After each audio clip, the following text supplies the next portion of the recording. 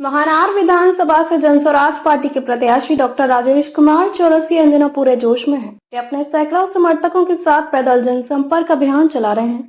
गांव-गांव और गली-गली घूमते हुए डॉक्टर चौरसिया लोगों से सीधे संवाद कर रहे हैं। जनस्वराज के विचार और विकास का संकल्प जनता तक पहुंचा रहे हैं। जनता से बात करते हुए उन्होंने कहा, हमने 25 साल सेवा की है, अब जनता के सहयोग से राजनीति को सेवा के माध्यम बनाएंगे।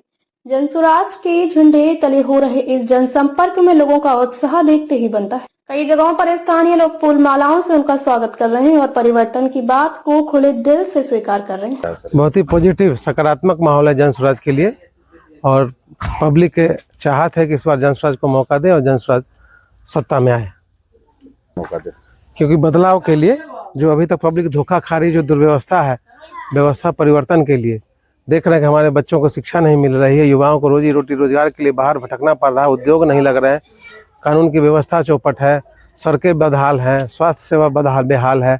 इसी को बदलने के लिए त्राहिमाम हो रखा है। इसी रोजमर्रा की जिंदगी उनकी नरक वाली स्थिति हो गई है। इसी को बदलने के लिए वो बेताब है। सर ले रहे हैं उस चीज को किस तरह से देखिए, कैंडिडेट और भी हैं, लेकिन जनता का समर्थन हमको मिल रहा है, आपको दिख रहा है जनस्वराज के प्रति जो जनता का समर्थन है, तो उसको देखते उनकी कोई चुनौती हमको नहीं दिख रही है। करेंगे सर आप? देखिए, अभी जो प्लानिंग है कि आदरणीय प्रशांत किशोर जी की एक सभा या रोड शो महानार में आयोजित की जाएगी और भी हमारी पार्टी के जो वरिष्ठ नेता हैं वो लोग भी आएंगे और हमारे जिला के नेता हैं, अनुमंडल के नेता हैं, उन लोगों का भी प्लानिंग है, वो भी हम लोग को मदद करेंगे और हम लोग अपने प्रयास से पूरे चुनाव प्रचार में लगे हुए दमखम के साथ। जितना प्रयास हो अधिक से अधिक वोटरों के पास जाने का, वही हमारा प्रयास है कि अधिक से अधिक लोगों से संपर्क कर सके, जनसंपर्क कर सके, अपनी और जनस्वराज की बातों को उनके सामने रख सके, यही प्रयास है। क्या है सर थोड़ा सा? शिक्षा, बच्चों के लिए शिक्षा, उच्च स्तरीय शिक्षा बच्चों के लिए, युवाओं के लिए रोजी रोटी रोजगार, कानून व्यवस्था में सुधार और जो भ्रष्टाचार व्याप्त है भ्रष्टाचार का खात्मा, स्वास्थ्य सेवाओं में सुधार, यही जो बेसिक नीड है, सबसे पहले हम लोग इसी पर काम करेंगे।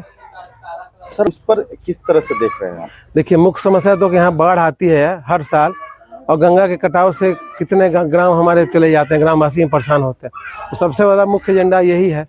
दूसरा, हमारे जंदाहा में भी लोमा के पास बड़ैला चौड़ है, वहाँ भी बाढ़ आता है, हालांकि इस बार नहीं आया है, लेकिन वहाँ भी बाढ़ आता है, उससे भी हम लोग प्रताड़ित होते हैं। तो सबसे आवश्यकता तो बाढ़ जो हर साल आता है उसमें भ्रष्टाचार होता है, लोगों का पैसा सहायता के नाम पर आता है, लोगों को मिल नहीं पाता है, हर साल यही काम होता है। तो उस बाढ़ को समस्या का परमानेंट हम लोग निदान करना चाहेंगे कि बार बार लोगों को परेशान ना होना पड़े हर साल। तो उस चीज को कैसे देख रहे हैं आप? देखिए, सबसे पहला कि मैंने बोला ना कि भ्रष्टाचार खत्म करना है।